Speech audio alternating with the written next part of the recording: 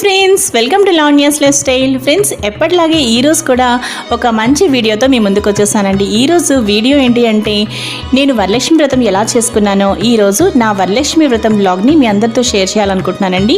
అలాగే ఈరోజు వరలక్ష్మి వ్రతంలో ఇక్కడ నేను వరలక్ష్మి వ్రతం పూజా ప్రిపరేషన్స్ ఎలా చేసుకున్నాను, అలాగే నేను నైవేద్యాలు ఎలా తయారు చేసుకున్నాను, కలశ స్థాపన ఎలా చేశాను, కలశంలో అసలు నేను ఏం వేశాను, కలశంలో అసలు ఏం వేయాలి మనం కలశ స్థాపన చేసే ముందు, అలాగే చివరి దాకా కూడా మీరు మొదటి నుంచి చివరి దాకా తప్పకుండా ఈ వరలక్ష్మి వ్రతం వ్లాగ్ని మీ అందరూ చూడండి. మీకు నా వీడియోస్ బాగా నచ్చినట్లయితే మీ ఫ్రెండ్స్కి, మీ ఫ్యామిలీ మెంబర్స్కి అందరికీ కూడా ఈ వీడియోస్ని షేర్ చేయండి. అలాగే మీరు నా ఛానల్ని ఇప్పుడే విజిట్ చేస్తున్నట్టయితే లావణ్యాస్ లైఫ్ స్టైల్ ఛానల్ని సబ్స్క్రైబ్ చేయడం మాత్రం మీరు అసలు మర్చిపోకండి. ఇక నా వరలక్ష్మి వ్రతం వ్లాగ్ చూసేద్దాం.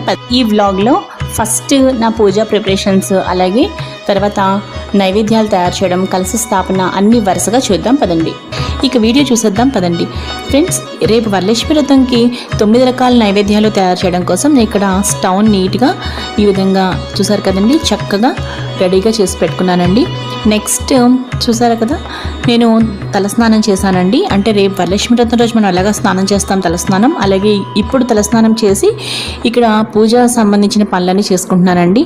ఫస్ట్ శనగలు చక్కగా కడిగి పసుపు వేసి నానబెట్టానండి. చూసారు కదండి, ఎందుకంటే మనం నైవేద్యంలో వాయన తాంబూలం అమ్మవారికి ఇస్తాం కాబట్టి, పెద్ద ముత్తైదువ మనకి అమ్మవారు కాబట్టి వాయన తాంబూలంలోకి నైవేద్యాల తర్వాత మనం తాంబూలం పెడతాం కదా, వాయనం.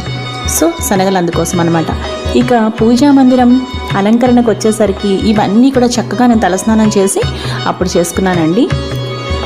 ఇక్కడ చక్కగా చిన్న వెండి ప్లేట్లో పసుపు, కుంకుమ, అక్షంతలు, అలాగే కొత్త ఆభరణాలు పెట్టుకున్నానండి. ఆ విధంగా చూసారు కదా.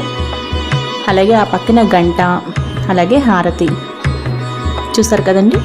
ఇవన్నీ కూడా నేను పూజా సామాగ్రి ఎలా అంటే ఏ విధంగా అరేంజ్ చేసుకున్నానో మీకు చూపిస్తున్నాను.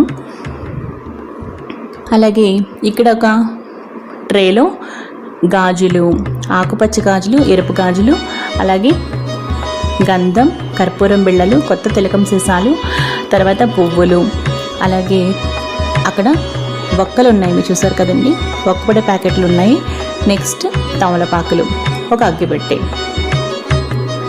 చూసారు కదండి. మొత్తం 1 by 1 మీకు అన్నీ చూపిస్తున్నానండి. ఇక్కడ మొత్తం అన్నీ కూడా ఈ విధంగా పెట్టుకున్నానండి. నెక్స్ట్ మనకి అమ్మవారిని రెడీ చేసుకోవడం కోసం ఇక్కడ ఒక కొబ్బరికాయకి, చక్కటి కొబ్బరికాయకి పసుపు పోసి ఈ విధంగా బొట్టు పెట్టానండి, నామం. తర్వాత చక్కగా కళ్ళు కాటికతోటి, కొత్త కాటిక భరణతోటి కళ్ళు, అలాగే తిలకం సీసాతోటి, కొత్త తిలకం సీసాతో చక్కగా బొట్టు పెట్టి